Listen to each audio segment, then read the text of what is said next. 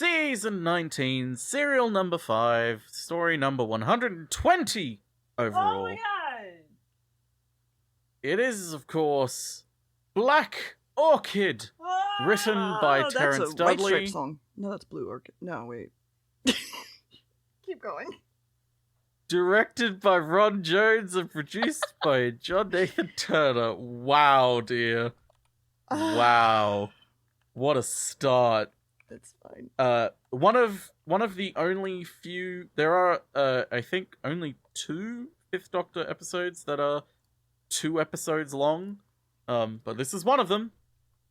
I believe it's just a scheduling thing for the reason why they only had 2 episodes. The later one, I believe, is because of budgetary reasons, but that's a whole different issue that we get to in season 21.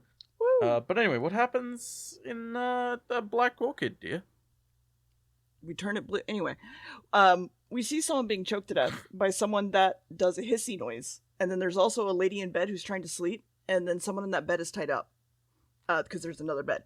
As well as there's an Amazonian-looking dude who's reading a book. And it's just like, okay, that's just happening. Tegan and the doctor are fighting again. And they're at the railway station. And it's like, well, here's the problem. We're like really early to where you need to go. Whoops, the airport will be here eventually. And the princess thinks that the trains are fucking silly. And the doctor's like, I've always wanted to drive a train. So we walk around and find a cart and a car and a driver. And he's like, yeah, hi, I know you. You're a doctor. Let's go. And he stares at the princess for a bit before we open the door. And then they're like, all right, here we go. And the driver's like, okay, time to go. So off they go to a cricket match because they can. Also, the police are now staring at the TARDIS after they leave. Good thing the doctor fucking loves cricket and is dressed for the occasion. As they approach, a man comes running up and goes, hi, I'm Cranley. I have a sick mustache. Princess looks exactly like his fiancé for some reason. Quite strange. The doctor is dragged off to play cricket as well. He's asked questions about things, about cricket and shit. They literally just play cricket for like 5 minutes. The doctor is just having a time.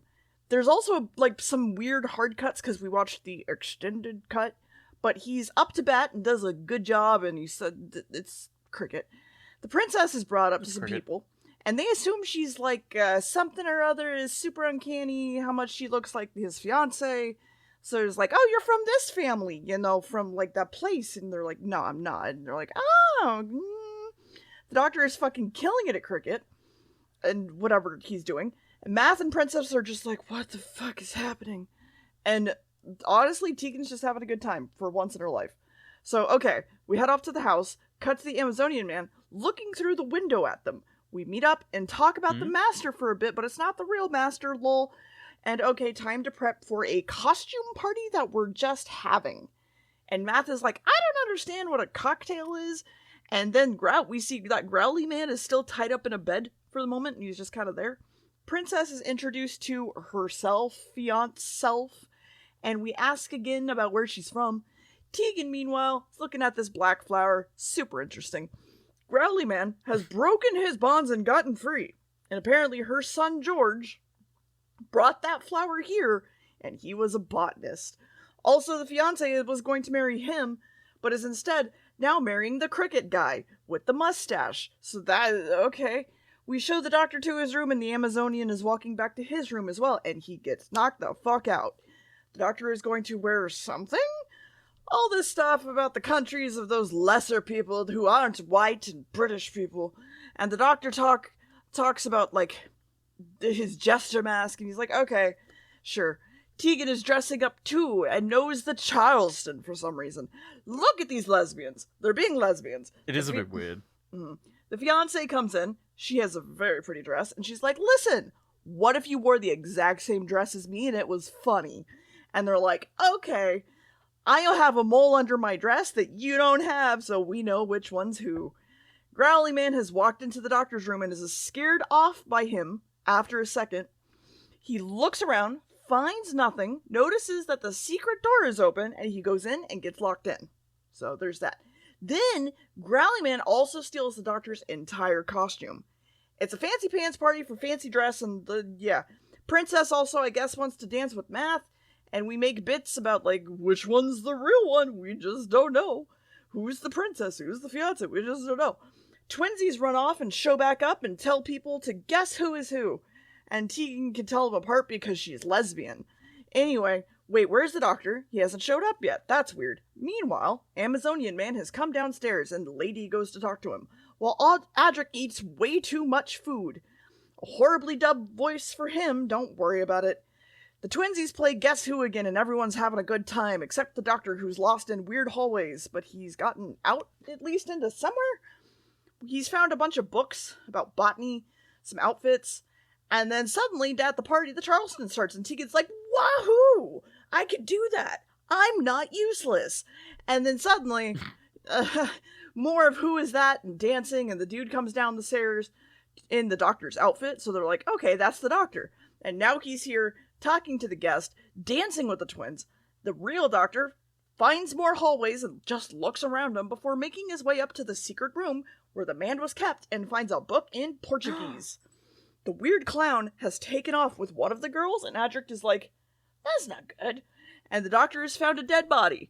One twin is still dancing with the clown all the way into the house, and he captures her and takes her, and some help comes up to, stop it, but he basically gets choked out and dies. And then the twinsy faints, and she's just she's on the floor. She's on the floor, she's fainted. Mm-hmm. She's dead. It's like, oh no! Oh, the vapors! So, Black Orchid. A very short story, only 2 episodes long. Supposedly, Peter Davison claims that the writer told him that he had written a script for a murder mystery series, found it in the bottom of the drawer, and just turned it into a Doctor Who story. When asked for, stories. Which kind of makes sense. It's a very, very short story, because, it's not really much of a mystery. The mystery kind of gets solved pretty quickly. Yeah. But, Sarah Sutton and Janet Fielding, who played Nissa and Tegan, respectively, were delighted to take part in the dance sequences. They absolutely loved the idea and had a lot of fun with it. Matthew Waterhouse, who played Adric, did not. He was less enthusiastic and suggested that Adric should be more interested in the food so he wouldn't have to participate in the choreography. Various production staff, though, claimed that, it's because Adric couldn't dance. Matthew Waterhouse just couldn't dance, so that's why. That's why it's like that instead. But, I mean, I would prefer to just eat food instead of dance. Plus, also, it adds a bit of variety to the characters. Yeah. Some are dancing, some aren't. I don't know, it's neat, but also Adric. Also, we noticed very quickly on that, oh god, I've forgotten his name already. Latoni, the Brazilian man who is lurking around, with a lip disc in. He had to have his voice dubbed in for certain scenes, not because of racist reasons, not because, we can't understand his accent, but because, his voice, because of the lip disc, wasn't picking up on the microphone properly. It was, all muffled, so they had to dub it in later. And it's very noticeable, especially in Blu-ray quality, that it's completely different. Yeah. But that's fine. Also, outdoor conditions had deteriorated while they were filming, so they were required to perform through wind and rain as it was going on, which isn't fun. Also, as this doctor obviously has an indication that he likes cricket, even in previous incarnations, this is actually the only story that actually depicts him playing cricket in a match. He uses a cricket ball and mentions cricket quite a lot after this, but this is the only time you see him actually play cricket. He does in other he likes it so media, much, but Gam. yeah, I know. He likes it a lot. He does. It's his thing. In I believe the comics and some audio adventures, there's a fictional town called, I think, Stockbridge, where he is a member. It's like a town that the Doctor visits frequently, and every incarnation the Doctor visits frequently, and the Fifth Doctor is part of the cricket club there, and so he goes to every single year to take part in the match because he just loves cricket that much. It's interesting stuff like that. But also other things as well is Davison wasn't too enthusiastic about the story in rehearsals. And whilst he enjoyed a lot of the location work, he felt it was kind of out of key with the rest of the season. And it is a bit out of key, but it's not terrible out of key. Like, it's not like 4 to Doomsday where it's like, what the fuck is this? It's more just like, okay, this is neat, I guess. But sure, whatever. It's fine. Also, a whole heap of scenes had to be cut due to electricians' union strike. A walkout effectively had delayed a lot of studio shooting, so like scenes inside of like bedrooms and stuff had to just be cut completely. Crew rehearsed for the first 2 hours in any sort of available light. The recording was scheduled for the evening anyway, so the light would be gone anyway. So like, hey, just use that, I guess. Candles are it's a bit someone's weird. best friend, but it's fine. This was also filmed in the same estate that they used for Castrovalva in the following month, which was filmed after this but aired before it. And it was in October, so it was really fucking cold. The experienced choreographer and producer Gary Downey was meant to direct this story himself, but they were having problems with another thing, a spin-off of Doctor Who called Canine and Company, which maybe one day we'll do a watch of it. It's Maybe. only 1 episode. It's a pilot episode, and it's the intro is hilarious. It's hilariously like really bad. Chris Bidmead had rejected the first version of this story, and he insisted that the finished product vindicates his decision to do so. I have no idea what the original story was like. I can't find any information on what it was, but yeah, it was not this good. Apparently, it was completely different. But anyway, what happens in the final part, dear? Well, the Amazonian man is introduced to the doctor, and he goes, I found a dead body. And apparently, she knows all the entrance and exits around here, so let's go look at the body. And she's like, oh, that's a real body. But we're going to keep track of it from everyone until the police get here in order to stop a fucking riot. Too bad, when we get back to the room, the outfit is put back by the Growly man. And meanwhile, fiancé is in a bed asleep while the Growly dude tries to take care of her as best she can. Also, I had basically figured it out at this point. Also, his face is all fucked up. The doctor has an outfit ready and worn, and he's gonna head out. And the fiancé runs away, thinking that it was a horrible fucking dream that got her abducted, and she's like, ah! And the Brazilian man goes up into the room after, like, behind her, and she kind of doesn't notice and ties up Growly man all over again. Princess is telling off Math about the fact that he's eating so fucking much. A bunch of people are being told things, and then they kind of walk away in a worry. They found the body of the help that was choked out, and we're worried about fiancé now. The doctor has come down the stairs, and fiancé is like, that's the person that attacked me! And it's gonna be time to call off the party and figure out what's going on. Continuing to blame the doctor, and the doctor goes, okay, well, someone wore this costume, I guess, or something similar. And she's like, no, there's only one clown costume. And then the doctor is basically fucked by the lady who isn't going to support him, and she throws him under the bus. Apparently the doctor needs to prove who he is, and no one is going to believe him. And we bring up the previous dead body as well, and the lady's like, nah, he's lying. And everyone is trying to fight the fucking fiancé's accusations, and are upset by it. We go back to check where the dead body is, and it's missing. We're twisting all the words every which way. There's a phone call that comes in about the doctor, and we're figuring out that the doctor isn't the doctor. Growly is still tied up in the room again. And also now everyone knows about the train being missed for the first dude, and then everyone's like, who the fuck are you? All the companions are to go with the doctor. They're under arrest. Don't worry about it. Growly has gotten out of his ropes again, and the doctor's now in a car headed to a police station. So they drive over the railway to find evidence that will prove he's innocent, and the TARDIS is gone? It's not here. So back into the car, down to the police station, and the police are like, hey, have you seen this thing that we saw on the fucking train? It's a TARDIS. It's TARDIS. It's a police box, but it's like TARDIS. Weird, and no key's gonna work on it. And he's like, I got it. Lady tells dude about the one guy getting killed, and he's like, no, wait, we can't blame the doctor. And fiance's like, no, please, don't leave me alone, I'm scared. And the doctor opens up the TARDIS and shows some people inside and go, whoop, we're good.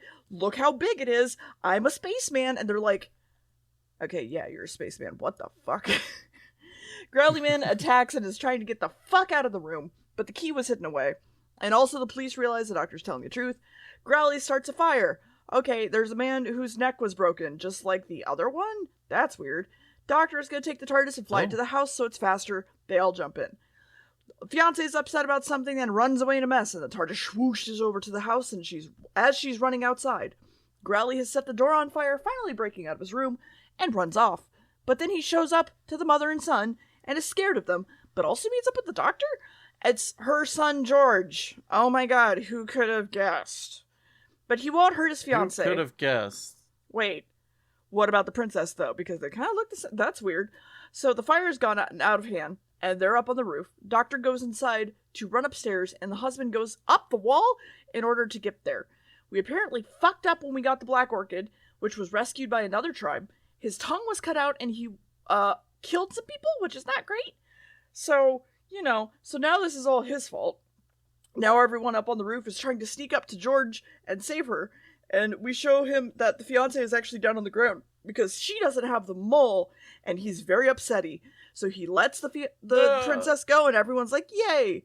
And we go to hug him, and he falls off the fucking house and dies. Everyone stays for the funeral, apparently, but also they were given dresses that they wore to the party, and they're like, okay, bye! And the Doctor's also given the book of the Black Orchid, and he's like, cool, thanks. Bye.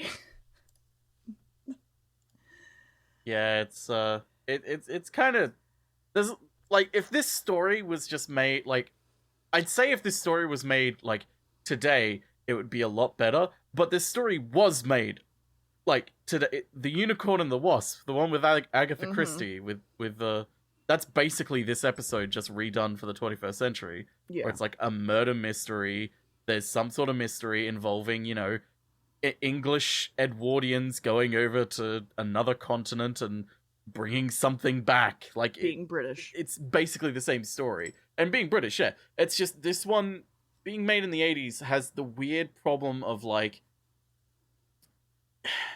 not, like, it points out the, like, British superiority as, like, they think they're superior sort of thing at this time. And it's, like, it is a bit weird. But they don't fully go all the way and, like, make fun of it. They call it sort of just, like, put it in the air and have, like, the characters who aren't from Earth be like, what? I don't get this. And also, the few odd things of, like, calling,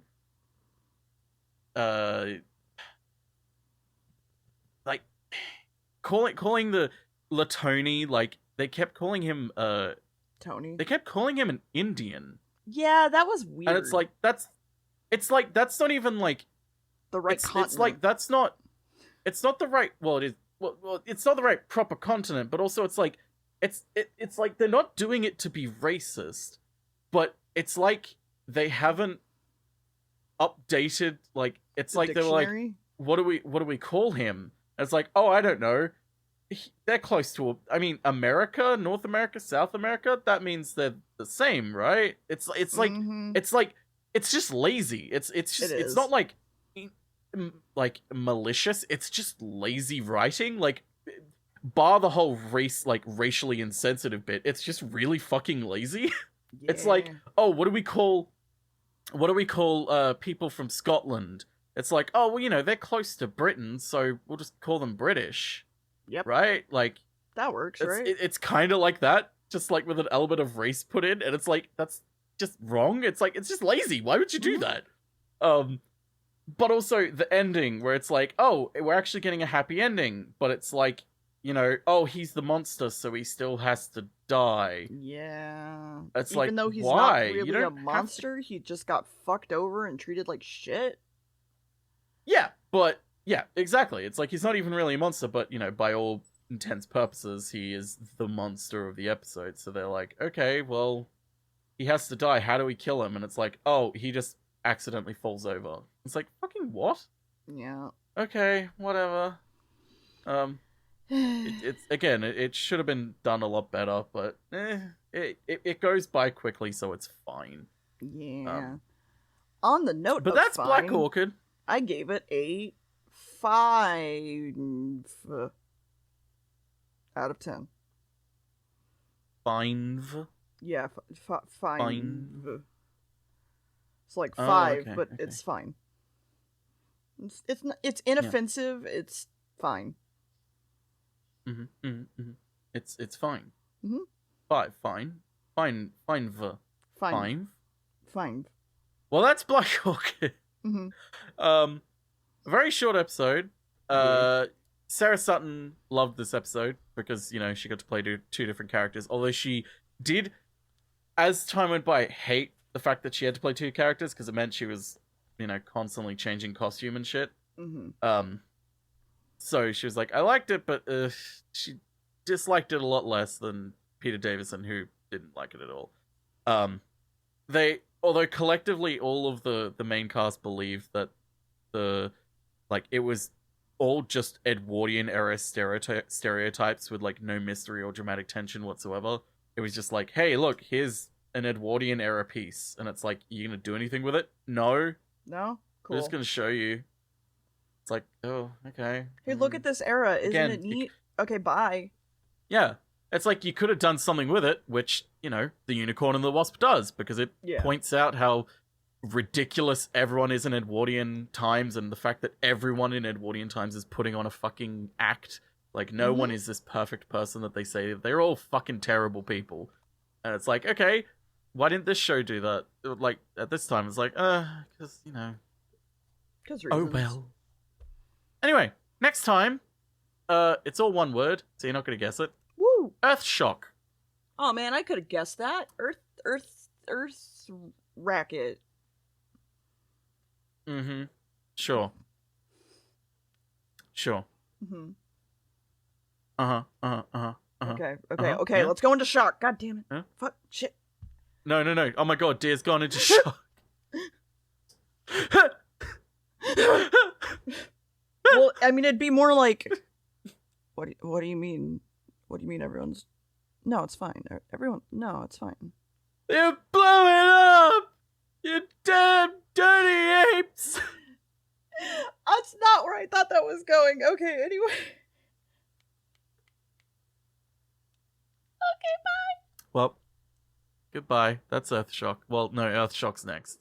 There's no apes in Earthshock. Unless you are a Silurian and you call humans apes. Okay, I'm stopping.